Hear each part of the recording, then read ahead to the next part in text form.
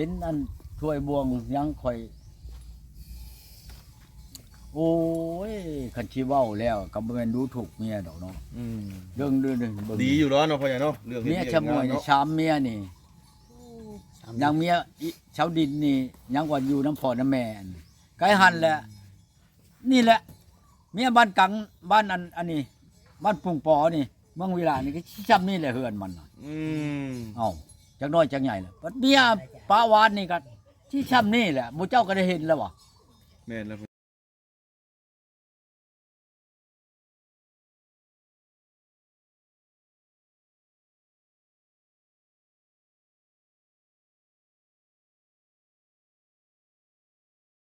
แน่อยู่บ้านอันสะพังแก้วนี่นะเฮือนนั่นก็มาอยู่นำเจ้าหั่งบ่ก็บ่ได้ว่าชำบ้านชำเมืองอยู่นี่อันนั้นมันรุดบ้านรุดเมืองแล้ว รุดรีรอเนาะพ่อใหญ่เนาะ อยากช่อนะเข้ากินดินอยู่บ่มีแล้วยังมาข่อยก็ยอมข่อยจนยอมข่อยก็ดี พ่อใหญ่จะยอมจะทำได้เนาะพ่อใหญ่เนาะ ยอมเนาะนี่ตูจันยอมก็ได้ สิว่าแนวใดอีก ถือว่ายอมเมียคนนี้ ช้ำเฮานี่แล้ว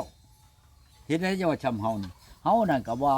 ทุกข์อยู่หักเพราะช้ำบ้านช้ำเมืองอยู่แน่ให้หน้าตะกร้าเฮาก็มีอันนั้นพี่ช้างหน้าช้ำช่องนี้อยู่นี่ก็ยังบ่มีบ่ว่าใหญ่น่ะ ให้หน้าตาก้าบ่มีบ่มีหยังนะ โอ้ นี่พี่ช้างหากินหาเช้ากินค่ำบ่สิอำพี่ช้างเขาถามเบิดคักแล้ว โอ้ มันเองนะว่าเบิดบ้านนั้นจะพังแก้วนั้นบ่นับถือเขานั่นเขาบ่ว่าคะแนนว่าเขาฆ่าคือไก่คือหมูนี่มันเองได้ว่าเขาฆ่ากินไปแล้วคุมข่อยเนาะเขาขี้เดียดความเว้าหั่นแล้วเขาสิว่านั่นน่ะมันเองได้ว่าบ่แม่นข่อยทาหาว่าเว้าของมันได้ดินตอนนั้นกับดินหลัดดินหลวงเขาอยากให้อยู่มันว่ามันเว้ากับมันเองน่ะในครอบครัวมันน่ะเขานั่นเขาบ่เจียมหมู่ข่อยบ่มีอันผู้ชายมันว่าได้เอาก็บ่แม่นสิมีแต่มันกับอัน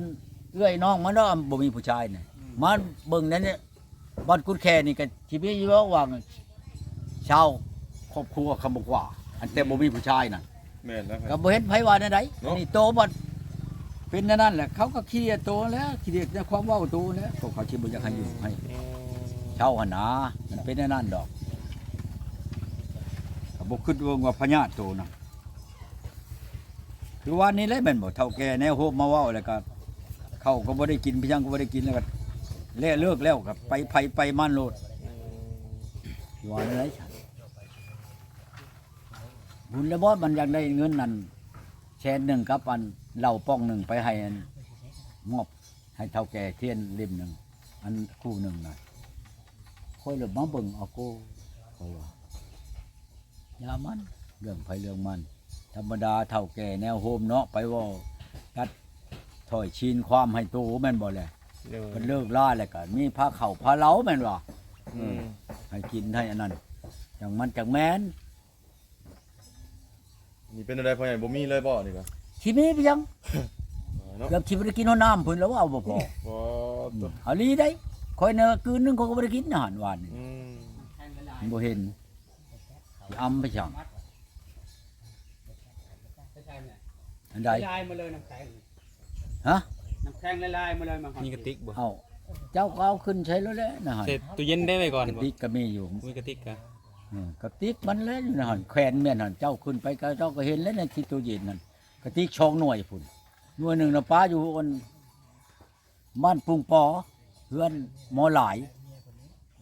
ใช้อันชีนไปอันนั้นก็ดีใช้ชีนแหละชื่อน้ำแข็งใช้หันมือสิไปขอเมียพุ่นนั้นอันนั้นก็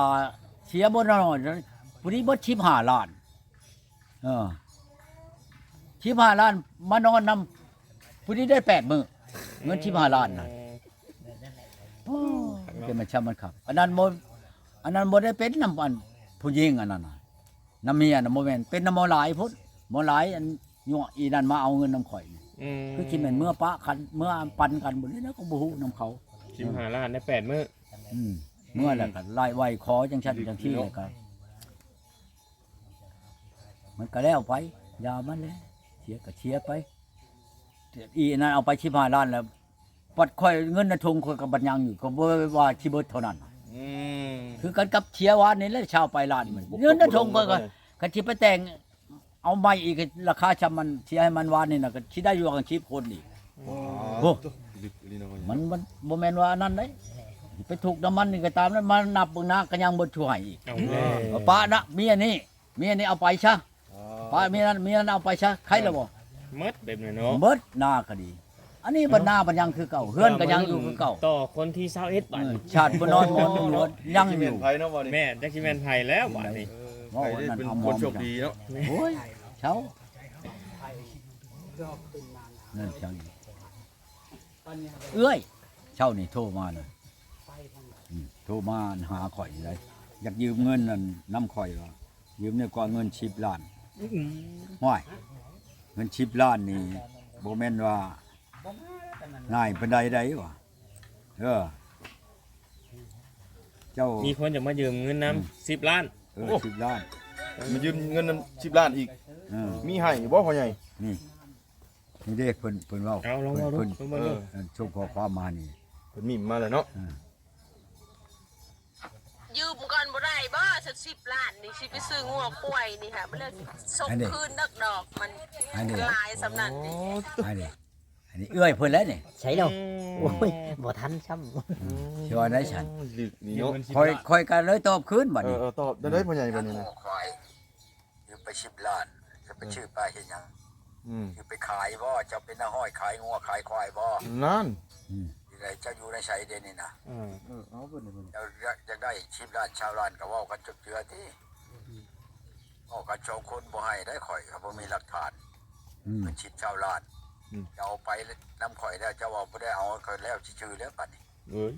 ยืมเงินนี่ยืมให้มีหลักฐานได้เจ้าอยากได้ก็10ชาวล้าน พ่อใหญ่เนาะ 10ล้านก็ให้ เอาแล้ว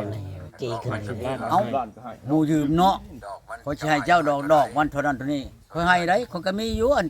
ชำพอใช้น่ะเงินน่ะจะขี้ดอกนี่ยืมไปบ่มีหลักฐานนี่ข่อยก็บ่หาให้แล้วบ่แม่นเนาะบ่ว่าเราว่าญาติเจ้าบ่ละหาบ่ให้ข่อยแม่นสิหากไม่มีหลักฐานแหน่ยืมหยังก็ดี มีหลักฐานแล้วบ่หาให้แล้วข่อยเงิน10ชาวล้านเพื่อสิได้เงิน10ล้านละเฮิงเติบได้หลายเติบได้ร้อยมันบัดนี้มัน เออเป็นขายงัวขายควายเลยแหละยืมแล้วก็ปีนาไปส่ง เนี่ยส่ง พี่หน้าฮู้ ส่ง โอ้ พี่นาเลยชงเราอ่ะ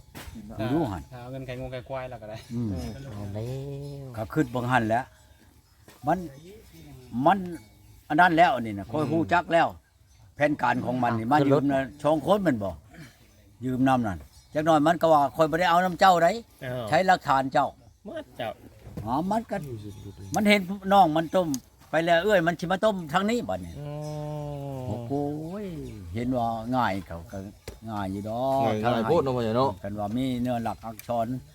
ค่อยก็ให้ได้อยู่พอถอนธนาคารออกมาให้ค่อยก็ถอนออกมาให้ก็ยังได้บ่ได้ว่าเอาเงิน10 ล้าน50 ล้านค่อยก็ให้กันแน่ว่าแบบแบบมีแนวอันถ้าว่าค่อยบ่ให้เจ้าเอาอันนี้อันนั้นได้แม่นแล้วว่าค่อยจังให้ได้ได้สมมุติเจ้ามีดินแม่นบ่นี่ดินตอนนี้แต่นี่ไปฮอนหันค่อยเอาน้ำเจ้าเท่านั้นถ้าว่ามันโซเขียเสียหายบ่ได้คืนแล้วให้เจ้าเอาตอนนี้น่ะค่อยให้จำมาเว้าช่องคนให้ค่อยแน่นั่นโอ้ยเจ้าเที่ยวมาอยู่วัง ทุกคนมีคนสนใจหากไม่หากยาเจ้า ยาสู้กำลังของทางซ้ายนะหลายคนเดี๋ยวนี้ทักเข้ามา พอมีอยู่บ่ตอนนี้เอ้าลองเว้าเบิ่งดูว่าให้เพิ่นพังเบิ่งดู มีอยู่ไหน มีอยู่บ่ มี เป็นหากไม้บ่ บ่ อ่า มันเป็นอันแบบกระดูกกระยังนี่แหละ เป็นของดีว่าซั่นซะได้ผลบ่ รับประกันรถคันบ่ได้ผลบ่เจ้ากีบ รับประกัน100เนาะพ่อใหญ่เนาะ 1,000%บ่ร้อย เอาสมมุติว่าเพิ่นอยู่ไกลนี่ภาคไปให้เพิ่นได้บ่ ได้ ได้เนาะ ได้ภาคน้องอรชิตได้ค่อยภาคไปฮอดเชียงขวางลุงพระบางพุ่น โอ้ สิเว้าไปจังอยู่ชาลาดค่อยก็ภาคได้ เอาเดี๋ยวสิถามมันเป็นเป็นน้ำเนาะ เป็นน้ำ กินเทื่อละจอกบ่ เห็นคนไปภาคเทื่อหนึงมันก็น้ำบ่อันนั้นอันบ่อนใช้บ่โบราณบ่ใหญ่เนาะของแก้วเอ็มร้อยเด้บัดนี้เพิ่นเลยใช้ถุงน้อยๆนี่ แต่ทุ่งพอดีมันหลุมนี่นะมันเป็น โดย ภาคออริจิ เอ้า เขาบ่ให้ภาคใด เนี่ยมันแตกบ่ บ่อย่ามันเชียมันน้อยมันน้อยเด้บัดนี้คนได้ใช้แก๊ส ดู บัก จาน ใหญ่เนี่ยเอาที่เอาหยังหยาดลงใช้บัดนี้จังได้เอามันลงใช้ทางกลางจังได้ไปภาคได้ แก้ว M100 นี่สมมุติว่าเต็มแก้ว M100 นี่เท่าไรตุจาน 6 ล้าน 6 ล้าน อืม อ๋อ มันตกอยู่ใน7จอกคนแถม เจ็ด จ จ อ อก ก หนึง จอกนึงนี่จอกละ ก็จอกละล้านคันค่อยขายจอกดา จอกละ จอก ล้าน เดียวนะอันนี้ล้าน เอ้า คันว่าเอาอันเต็มอันนั้นค่อยเอาแต่6 ล้าน เต็มเนี่ยเอาแต่6 ล้าน 6 ล้านกีบ อ๋อ เท่านั้น แปลว่าจอกหนึงน่ะค่อยแถม เห็นบ่หมออันมาเอาวากี้นี่ในเชโนนี่ อ่า ค่อยขายจอกละล้านน่ะมันว่าขออันครึ่งอีกนะครึ่งจอกคือจอกหนึงกับครึ่งเนาะ เอาถ้าอยู่ใกล้มาลองก่อนก็ได้เนาะ ได้ ถ้ามันบ่ได้ผลแล้วบ่เอาเงิน บ่จักกีบ โอ้เอามานี่ขอช่องทางติดต่อขอเบอร์โทรตัวก่อน ติ เนี่ ด ย ต่อมาโลดบ่นั่นอยากได้นั่นเบอร์โทรค่อยกะ030974535นี่เอาโลดเขียนเอาโลด เอาว่าไม่อีก 03097445535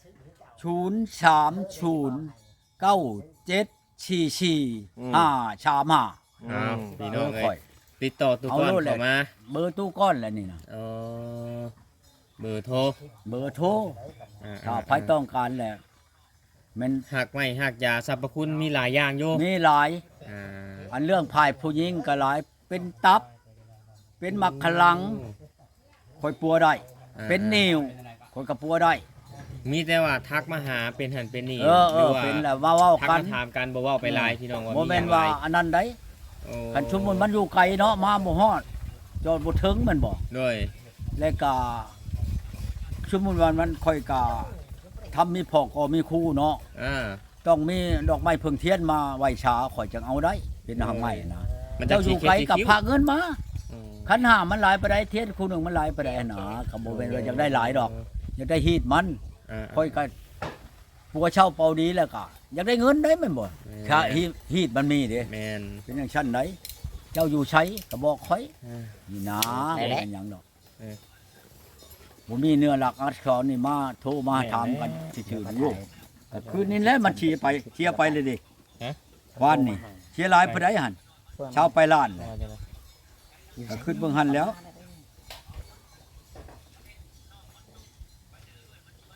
เขาบอกเขาไม่ผ่านเลยชื่อเลยเขากิน พลาดไม่ใช่พี่น้องพลาด เอาก็ติดตามมาผ่านเนาะ หัวก็อายบ่เล่นะ อย่าเลย เฮ็ดหยังก็ให้มันรอบคอบ อย่าแล้ว คือกันกับค่อยเอาที่ว่าไปผ่านไปแล้วนี่แหละค่อยก็ตก ได้ก็จะแตกแขนบอกกัน ตกแล้วก็หลายคนถามค่อยมา เขาว่าอันนั้นแหล้วเจ้าเห็นคนเอาเห็นเอาผูกแม่นความเขาได้ ผ่านแล้ว บ่ที่อันนั้นเลย คนติดตามเท่าไหร่ บ่แม่นว่าบ่อันนั้นเลย ไกลแล้ว ทุกคนนวลเนาะ พ่อใหญ่ท่านได้กินข้าวบ่พ่อใหญ่แต่เช้านี่กิน กิน ข้าว ได้ บ่เออ กินแล้ว อืม กินอันปลาชุ่ม กินปลาสมบ่พ่อใหญ่ ปลาชุ่มมันไปเอาลงไปเอาน้ำในดองนั่นแหละ เออแต่มื้อนั้นพุ่นเนาะ มันยังอยู่เด้บัดนี้ค่อยแค่ตู้เย็นเมียน อืม ก็บ่ได้ชุ่มบ่ได้ดอกบ่ได้กินเอามาของเช้านี่ค่อยทอดเอา ทอด ม ช่องตัวก็ยังกินบ่เบิดดอกหั่นกับอันนั้นและจามมันพยายามมาอันเครื่องในเบาน้อมมาให้หวานนี่ อืม กินนั่นแหละใช่กัน ใน นะ บ่เนาะ เครื่องในบ่หนอมเอาแล้วบ่หนอมหมดแล้วเครื่องในจ้ะ ในเบาน้อมเอาให้พอกินบ่เลยเด้อเครื่องในเจ้าน่ะ เอาแล้ว น้องเอ้ย